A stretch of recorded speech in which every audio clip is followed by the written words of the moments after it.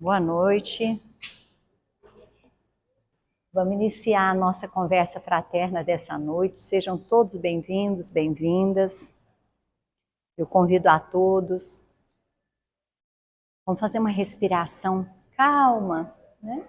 A gente vem da agitação da correria do trabalho, do trânsito.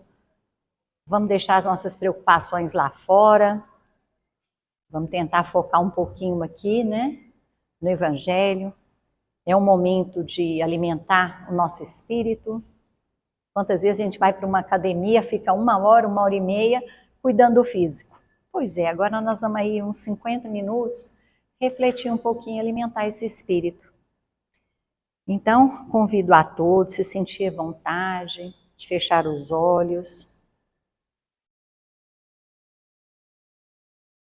Vamos ouvir mais um pouquinho do que Jesus nos ensina. Com isso, alimentando nossos espíritos, fortalecendo a aprendizagem aqui nessa escola na Terra. Agradecemos a Deus nosso Pai, Jesus nosso Mestre e toda a equipe espiritual por estarmos aqui hoje recebendo luz e que ela se estenda aos nossos entes queridos que não puderam estar presentes. Vamos também agradecendo a Deus nosso Pai a oportunidade de estar aqui junto com os nossos amigos do plano espiritual, que já estava aqui nos aguardando, que vieram conosco, outros tantos também que vieram nos acompanhando, para que nessa oportunidade possam receber luz, possam receber alívio. Então hoje nós vamos conversar um pouco sobre o nosso caminho, aquele que estamos diariamente, né?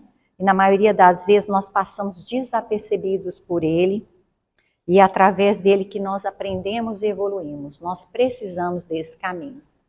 E hoje, então, nós vamos conversar sobre a lição capítulo 78, Segundo a Carne. Então, as palestras, nós temos estudado esse livro, né? Pão Nosso, que é da trilogia Fonte Viva, Caminho, Verdade e Vida. Então, nós estamos hoje com Segundo a Carne. Eu vou trazer a lição, ela é pequenininha, depois a gente vai conversando um pouquinho sobre cada parágrafo. Então a lição é o seguinte, o versículo Romanos, capítulo 8, versículo 13, trazido através de Paulo. Porque se viver de segundo a carne, morrereis. Para quem vive segundo a carne, isso é, de conformidade com os impulsos inferiores, a estação de luta terrestre não é mais que uma série de acontecimentos vazios. Em todos os momentos, a limitação ser-lhe-á fantasma incessante. Cérebro esmagado pelas noções negativas, encontrar-se-á com a morte a cada passo. Para a consciência que teve a infelicidade de esposar concepções tão escuras, não passará a existência humana de comédia infeliz.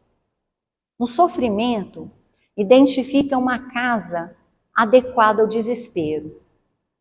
No trabalho destinado à purificação espiritual, sente o clima da revolta.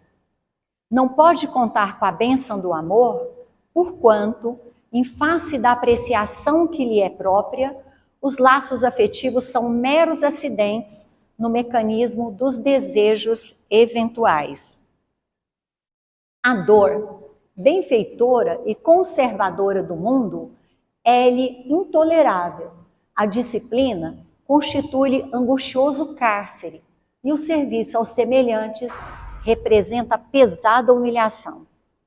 Nunca perdoa, não sabe renunciar, dói-lhe ceder em favor de alguém e quando ajuda, exige do beneficiado a subserviência do escravo.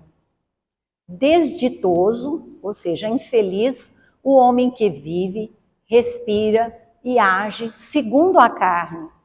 Os conflitos da posse tormentam-lhe o coração, por tempo indeterminado, com o mesmo calor da vida selvagem. Ai dele, todavia, porque a hora renovadora soará sempre. E se fugiu à atmosfera da imortalidade, se asfixiou as melhores aspirações da própria alma, se escapou ao exercício salutar do sofrimento, se fez questão de aumentar apetites e prazeres pela absoluta integração com o lado inferior da vida, que poderá esperar do fim do corpo, senão sepulcro, sombra e impossibilidade dentro da noite cruel. Então essa é a lição. Mas ela é tão rica, eu vou trazendo primeiro agora sobre o título, Segundo a Carne. É interessante porque nós encontramos esse título e antigamente, né, se entendia ser apego à carne, no caso a carne e a matéria, um ato pecaminoso. Correntes como o gnosticismo, né, achavam que quem está na matéria era só os espíritos que caíram do céu e precisava da matéria. E os que não caíram é porque não precisava de vir aqui nesse planeta. Essa é a corrente do gnosticismo. O espiritismo já nos traz o seguinte: a vinda da matéria está nos planos divinos, né? Que todos os espíritos precisam se desenvolver partindo da matéria. Então não é só os caídos não, os anjos caídos não. Todos nós precisamos. Desde o princípio inteligente, que é onde que começou tudo, né? Que começa a desenvolver a matéria a partir do princípio inteligente, e um dia esse espírito vai se tornar puro, tá? Nós vamos precisar passar por essa matéria, todos. Só o espírito puro que já sublimou, mas todos passam. Uns precisam ficar mais tempo nessa matéria, outros precisam ficar menos tempo, né? A gente não tem ideia, mas vai depender das nossas escolhas, do apego às nossas paixões materiais. Aí a gente vai ficar por várias reencarnações, milhões e milhões de anos ou milhares de anos, e sair cada um individual. Espíritos adiantados também encarnam na matéria. Vamos pegar o Chico Xavier, a irmã Dulce, próprio Jesus Cristo já era um espírito adiantado, né? No entanto, ele veio, né, para ser benfeitor, para ser o nosso mestre, o governador do nosso planeta, e ele precisou da matéria. Ele não ficou só em espírito aqui.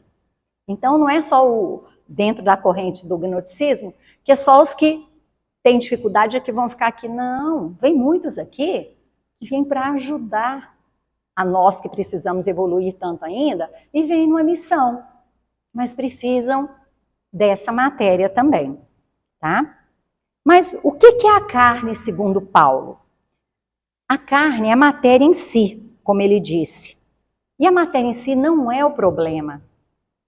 Ele usa a carne como mesmo que matéria. Então, segundo a carne, segundo a matéria. Modo de vida voltado apenas para a matéria. Então, segundo a carne, é porque eu vivo só segundo a matéria. Nossa, que escuro, hein, gente? E eu vou falando, tá bom? Vocês vão escutando aí, exercitando aí. Mas a matéria que eu falei, deixa eu cortar aqui, modo de vida voltado apenas para a matéria. Prevalece somente a matéria, isso é, viver segundo a carne. Somente assim. Aí a gente vai lá no versículo. O versículo é o seguinte: porque se viverdes segundo a carne, morrereis. Eu trouxe lá no começo da lição. Então, isso é uma contraposição, viver segundo a carne ou o espírito. Esse versículo, ele foi cortado.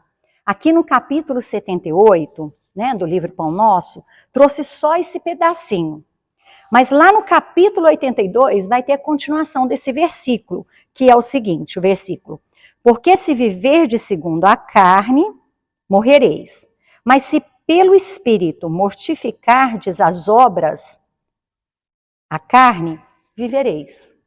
Então, lá no capítulo 82, depois, quem tiver oportunidade, depois de assistir a palestra ou de ler no capítulo 82 do livro Pão Nosso, vai pegar a continuação desse versículo. Lá é viver segundo o Espírito, aqui é viver segundo a carne. Então, um complementa o outro. As lições do Pão Nosso, elas sempre estão em sequência, mas nesse caso, né, do capítulo 78 e do 82, um veio posterior. Ele deveria vir antes, veio posterior. Mas tem um porquê também. Mas então aqui, a ideia é de que se o espírito vive só pela matéria, não haverá remédio, nem academia, nem saúde que equilibre a vida. Se a vida se resume em buscar somente saúde à matéria, então essa vida será consumida, certo? E aí é trazido para a gente, né? Chico traz para a gente o seguinte: um espírito adoecido se traduz no corpo. E é verdade, não é? Então ele diz: morrereis. A vida é experiência digna de mortalidade. Emmanuel traz para a gente. A vida é digna de mortalidade. Quem vive só para a matéria, seus olhos estão só para o que é morto ou vai morrer. Então, se a gente vive só para a matéria, a gente está olhando só para o que está morto ou que vai morrer, infelizmente. E é simples existir, né? Desconhece as alegrias profundas que nascem da alma. A alegria de ser útil, de servir, de amar, de fazer o bem, não existe. Quem vive segundo a carne não conhece dessa realidade, dessas alegrias. É uma estreiteza a vida. Morto pela vida espiritual, né? Não conhece, desconhece essa vida espiritual. Não sente a vida abundante. A vida fica realmente estreita.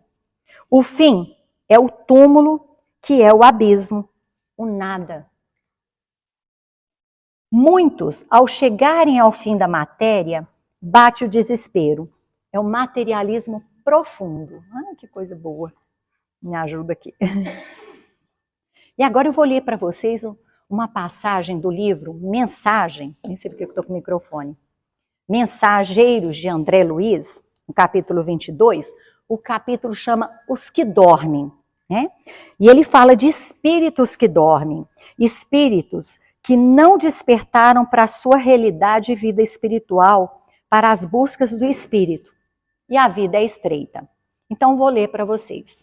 Ele diz assim: o capítulo, se a gente ler todo, vai mostrar vários espíritos chegando no plano espiritual, nos hospitais e como eles estão. Então, a partir daí, eu vou ler para vocês.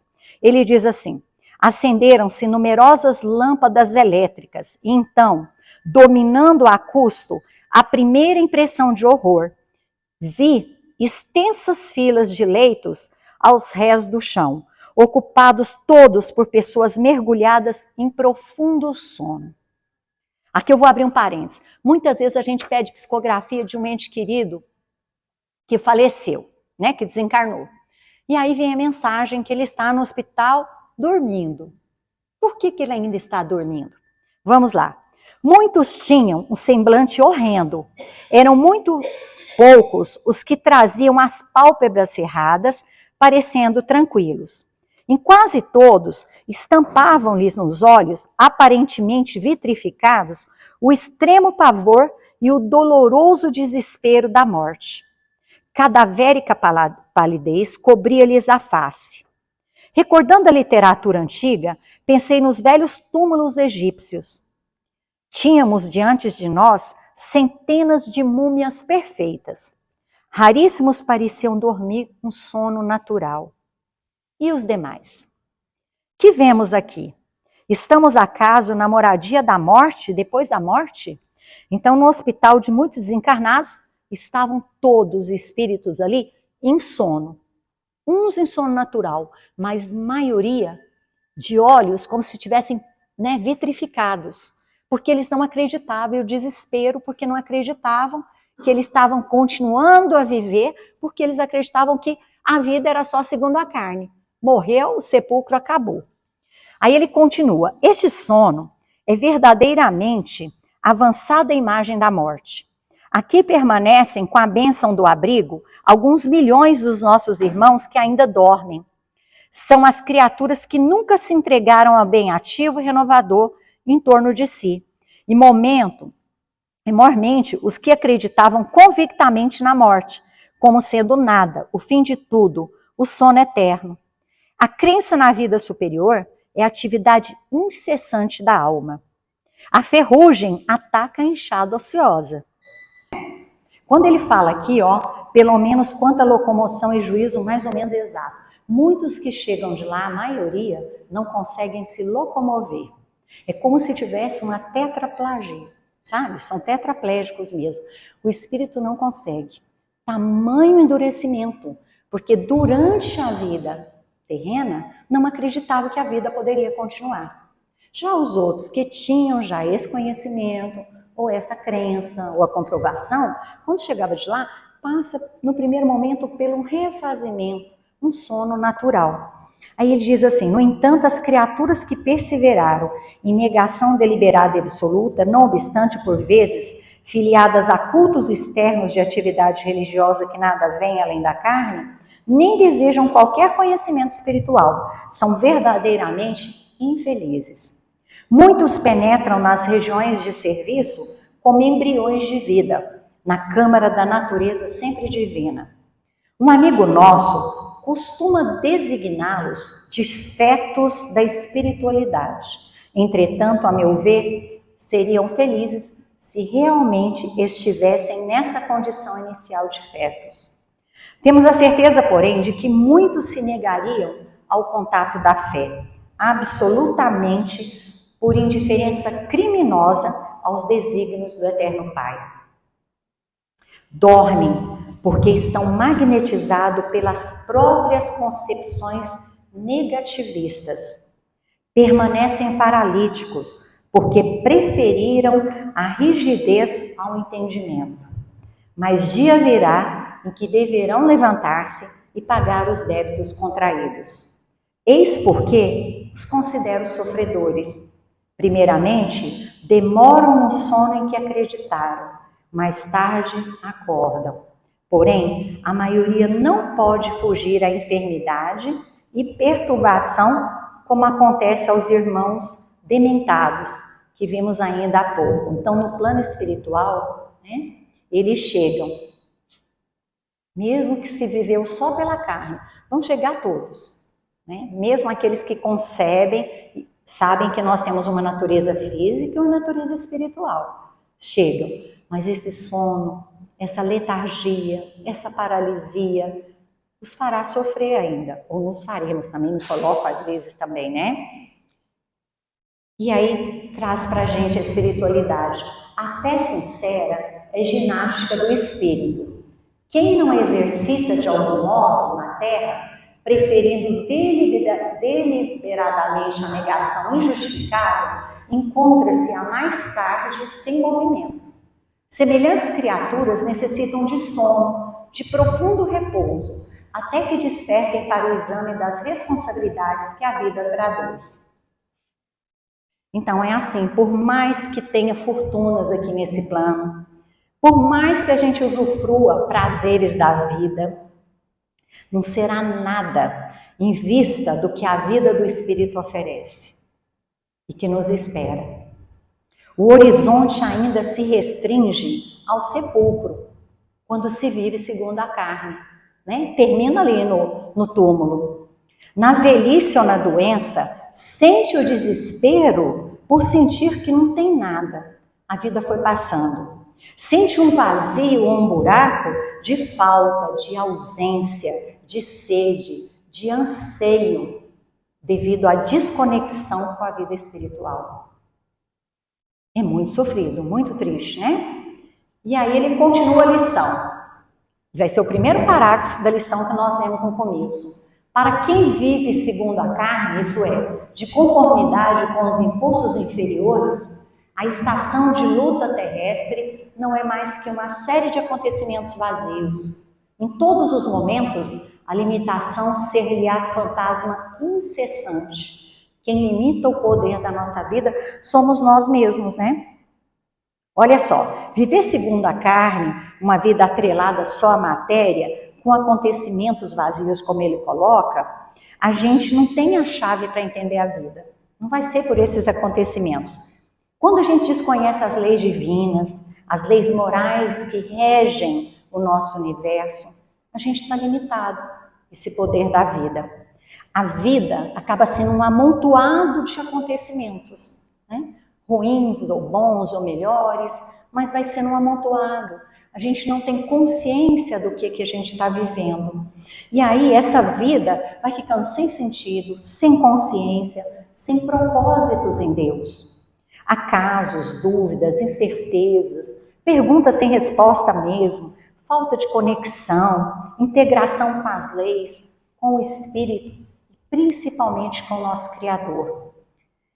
É como se a gente vivesse num cômodo escuro, sendo que lá fora tem uma claridade imensa. Então, viver segundo a carne é viver preso num cômodo escuro. E quando a gente vive além da carne, né, a gente expande isso para a claridade que está fora desse cômodo. É muito interessante. E lá fora, né, a gente tem uma vastidão de claridade. É uma realidade espiritual que a gente desconhece quando está preso.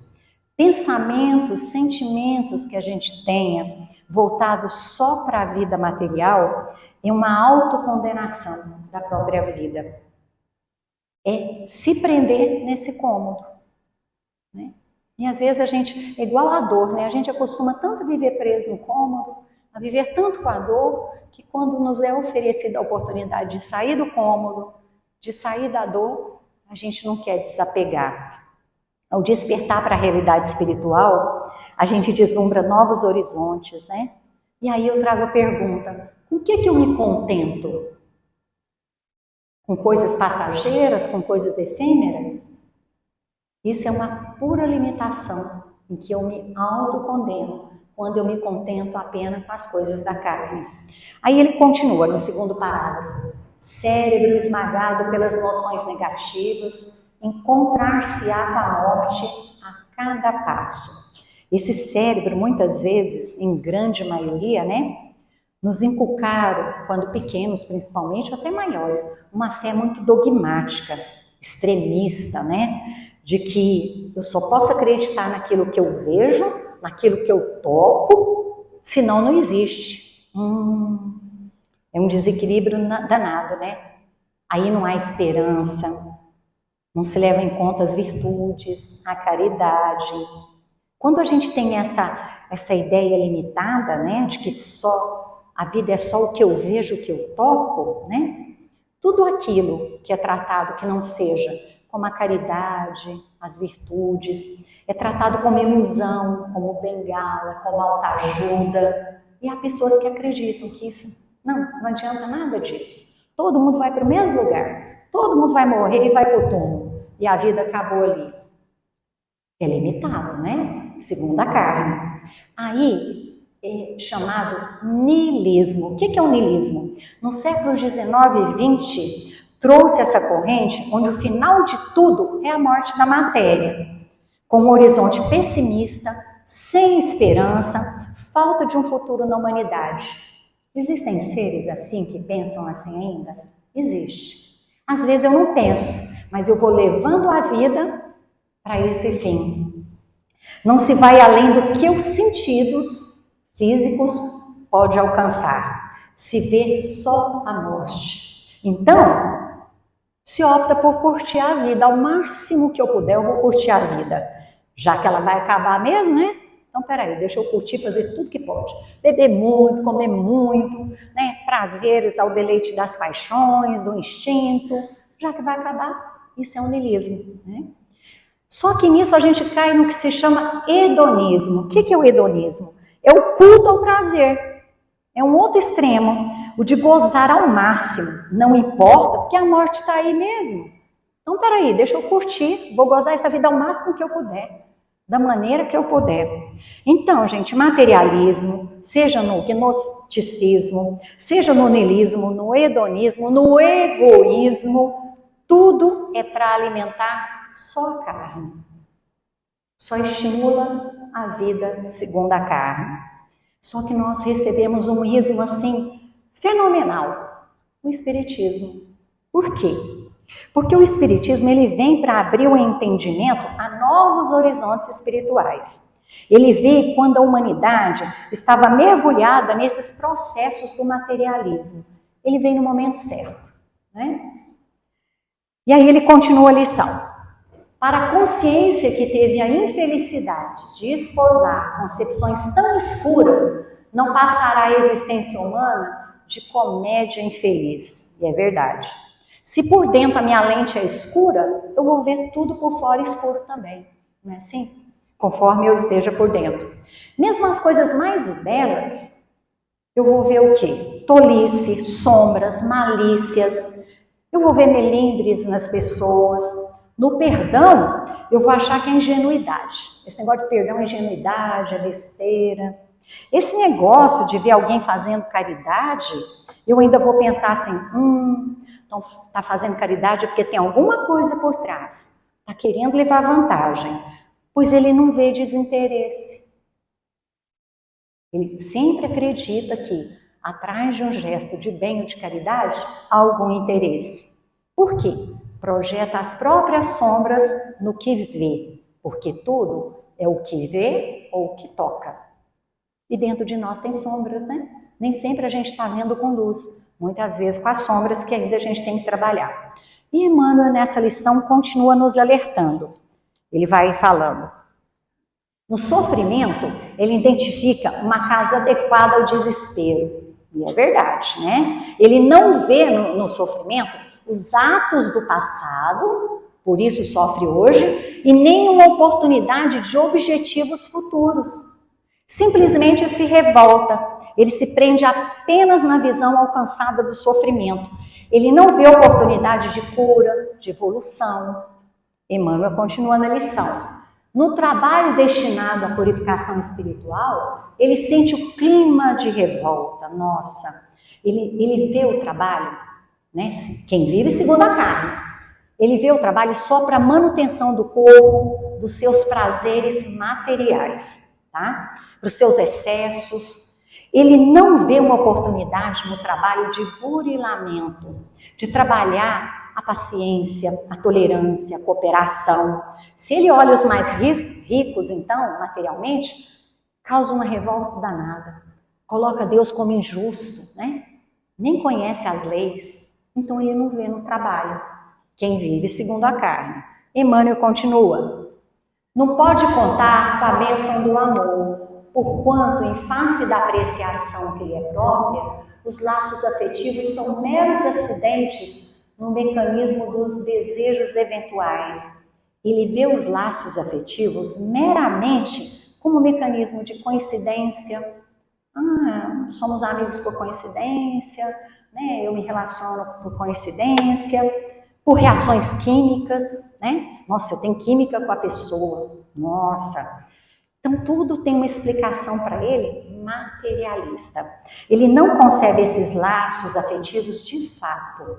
Ele não concebe o amor desconectado do sexo, disposto ao sacrifício pelo outro. O amor, para quem vive segundo a carne, ele é sensorial, como processo de usar. Ele associa amor a prazer, sensação material, jogo de retribuição. Eu te amo, você me ama, porque senão eu não vou te amar. E eu só posso amar quem gosta de mim, né? E fica então nesse jogo de retribuição. Ele não sabe a bênção de amar, principalmente o amor renúncia, o amor doação, né? Aquele sublimado mesmo como o Cristo nos ensinou e nos ensina até hoje. Então, são só desejos eventuais. Quem vive segundo a carne. Sempre lembrando o título da lição, né? Continua, Emmanuel. A dor, benfeitora e conservadora do mundo, é intolerável. A disciplina constitui angustioso cárcere e o serviço aos semelhantes representa pesada humilhação. É assim quem vive segundo a carne? É. Por quê? Tudo em oposto que o Evangelho ensina para a gente está aqui. Tudo em oposto. Quantas vezes a dor do corpo é que mantém ou visa manter a saúde do corpo espiritual? Né? Porque acusa o nosso corpo a doença. Opa, tem alguma coisa que não está legal aí com o espírito. Vamos cuidar também do corpo e do espírito? Na fortuna que se quebra, vem a ajuda para aprender a equilibrar as posses. Ele desconhece a lei da destruição, que muitas vezes é preciso destruir para entender a lei de conservação. A dor vem podar os nossos excessos, porque se apega ao material imperceptível, fica intolerável perder. A disciplina é prisão, é cárcere. E o Chico dizia o seguinte, que a disciplina não é grade, a disciplina é a chave da prisão. Mas acha, né, quem vive segundo a carne, que a disciplina limita, principalmente limita os prazeres. Mas acha também que tira a liberdade. A disciplina tira a liberdade, mas na verdade ela nos ensina a liberdade, para não ser arrastada pelas nossas paixões, os nossos vícios. Serviços para a humanidade, ao semelhante, como é que é isso? Humilhação? Aí tem essa figurinha aqui, ó, Jesus lavando os pés dos discípulos. Que é o maior exemplo, Jesus mostrando em servir com humildade. Esse é um exemplo. Quantas vezes Jesus fez isso? E nos faz ainda, né? O orgulho do materialismo nos faz querer sempre ser servidos e nunca servir. Emmanuel continua, nunca perdoa, não sabe renunciar, dói ceder em favor de alguém e quando ajuda, exige do beneficiado a subserviência do escravo. É verdade, né? O egoísmo é que nos faz escravo, não é a humildade. Se ajuda alguém, cobra, quer retribuição, quer gratidão, quer reconhecimento. O perdão e renúncia, para quem vive segundo a carne, é inadmissível. Esse negócio de perdoar que é nada, quem perdoa é Deus. Já ouviram isso? De algumas pessoas? Que o perdão, quem perdoa é só Deus? E nós? Nós não temos uma centelha divina aqui? Né? Nós não temos os ensinamentos de Cristo que nos ensina a perdoar? Ele continua a lição. Desditoso o homem que vive, desditoso é infeliz, o homem que vive, respira e age segundo a carne. Os conflitos da posse tormentam-lhe o coração por tempo indeterminado, com o mesmo valor da vida selvagem. É isso, é uma vida amarga, sem ânimo, sem esperança, tudo é rápido, é excessivo, né? É desequilibrante. Se aproxima ainda dos nossos ancestrais, lembram ancestrais bem no passado, que vivia só para caçar, matar o outro, disputar, vida animalesca, vida só para conservar a própria vida no próprio egoísmo.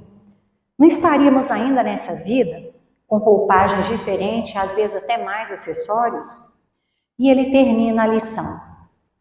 Ai dele, todavia, porque a hora renovadora soará sempre.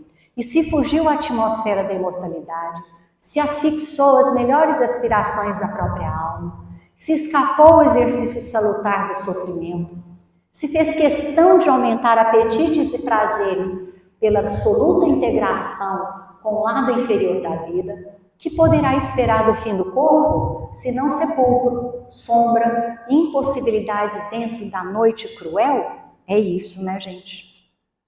É isso que vai esperar. A dor vem para quebrar as nossas cristalizações de viver só segundo a carne. Se temos dor, está nos acusando. Opa, né? Então a gente tem que olhar para isso, para mostrar que a vida vai muito mais além. E aí no Livro dos Espíritos, vou trazer para vocês rapidinho, tem 4 perguntas que nos trazem a importância de ir além da carne. Pergunta: o uso dos bens da terra é um direito de todos os homens? Esse direito é a consequência da necessidade de viver. Deus não pode impor um dever sem conceder os meios para ser cumprido. Com que fim Deus fez atrativos aos gozos dos bens materiais? Deus deu tanta coisa boa material aqui pra gente e deu uma inteligência para a gente criar mais ainda, né? Para instigar o homem ao cumprimento da sua missão e também para o provar na tentação. Qual o objetivo dessa tentação? Desenvolver a razão, que deve preservá-lo dos excessos. E aí Kardec explica: se o homem não fosse instigado ao uso dos bens da terra, senão em vista da sua utilidade, sua indiferença poderia ter comprometido a harmonia do universo. Deus lhe deu o atrativo do prazer que o solicita a realização dos desígnios da providência. Mas por meio desse mesmo atrativo, Deus quis prová-lo também pela tentação que o arrasta ao abuso, do qual a sua razão deve livrá-lo. Os gozos têm limitações traçadas pela natureza? Sim. Para vos mostrar o termo do necessário, mas pelos vossos excessos chegais até o aborrecimento, e com isso vos punis a vós mesmos.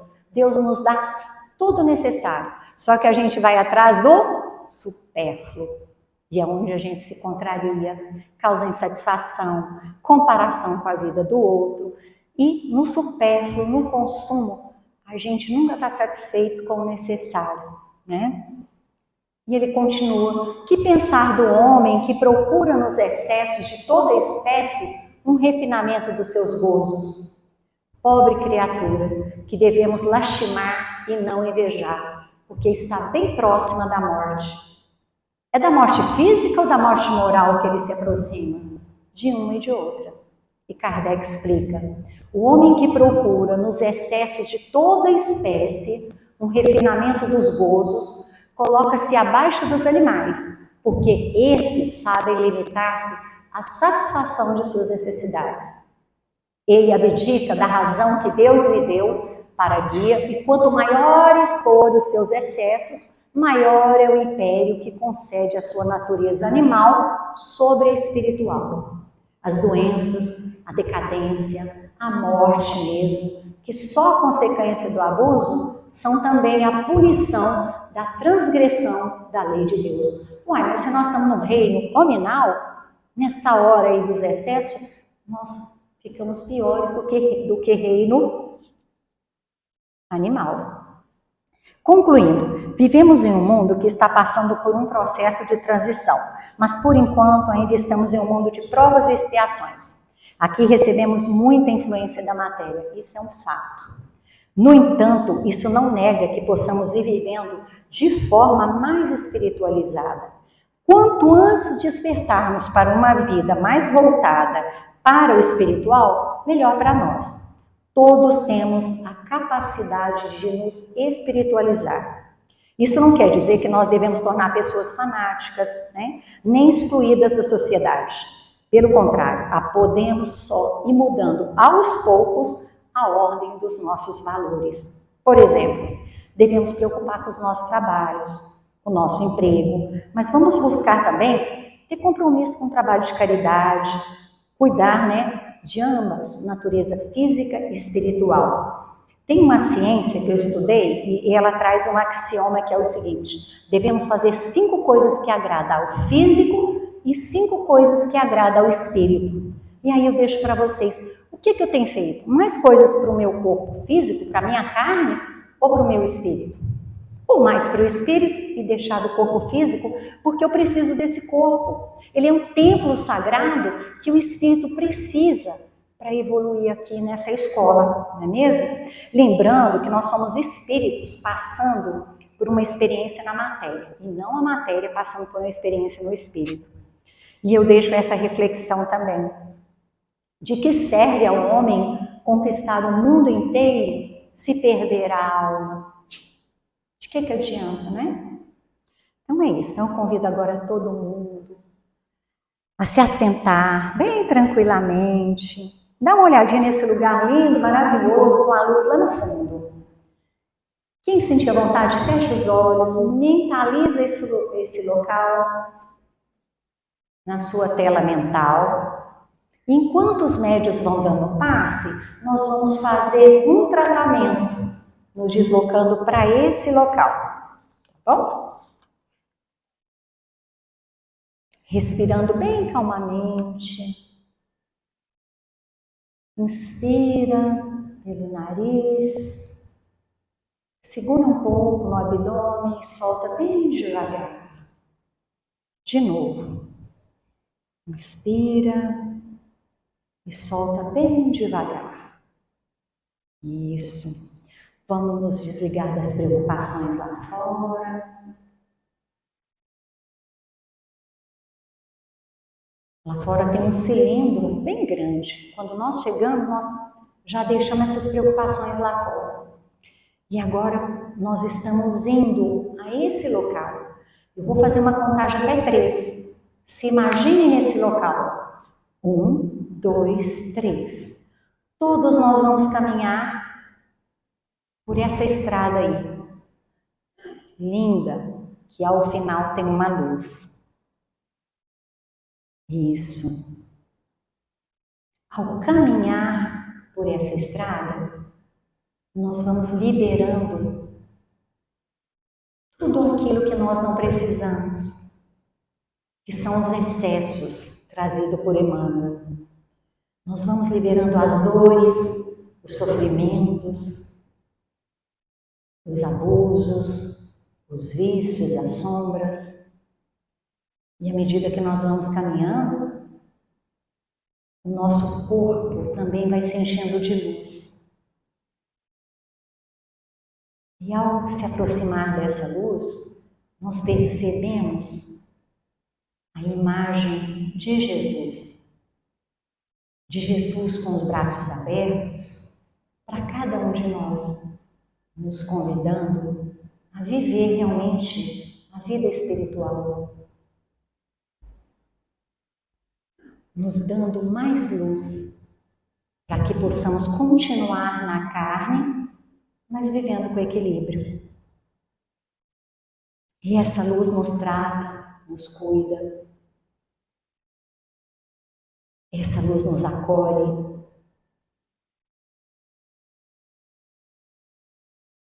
Ao receber tanto, nós reverenciamos e agradecemos no nosso coração a Jesus, nosso Mestre, por tanto e por tudo. E agora nós vamos retornar. 3, 2, 1, para cá.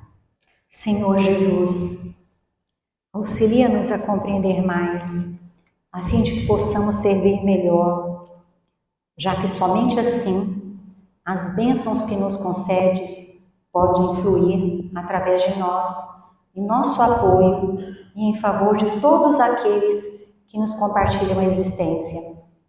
Induze-nos à prática do entendimento, que nos fará observar os valores que, porventura, conquistemos, não na condição de propriedade nossa, e sim por manancial de recursos que nos compete mobilizar, no amparo de quantos ainda não obtiveram as vantagens que os felicitam à vida.